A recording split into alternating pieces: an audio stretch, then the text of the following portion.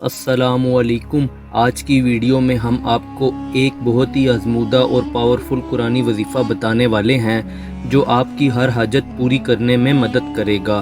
اگر آپ کسی بھی مشکل میں ہیں، آپ کو کسی چیز کی ضرورت ہے یا پھر زندگی میں کوئی رکاوٹ آ گئی ہے تو یہ ویڈیو آپ کے لیے ہے۔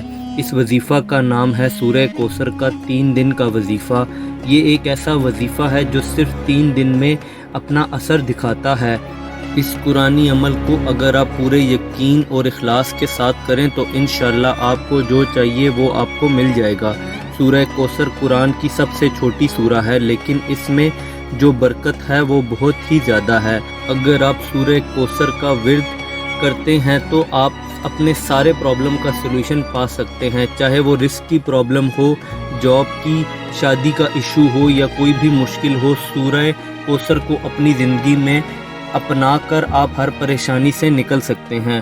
اللہ آپ کو اپنی رحمت سے نوازے اور آپ کی ہر حاجت کو پورا کرے۔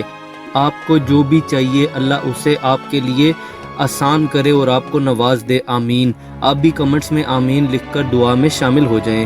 اس وظیفہ کا طریقہ بہت ہی آسان ہے، آپ کو صرف 3 دن یہ عمل کرنا ہے۔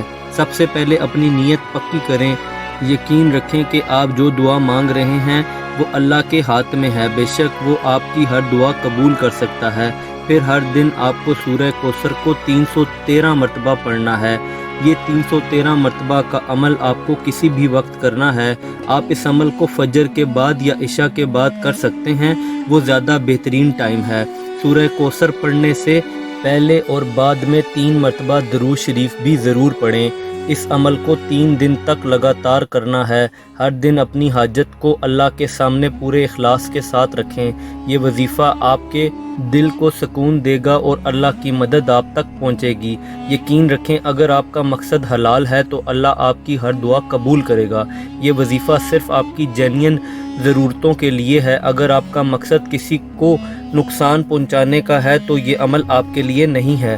سورہ کوثر کا وظیفہ صرف اپنی حاجت اور ضرورتوں کے لیے کریں اور ہر وقت اپنی نیت کو صاف رکھیں۔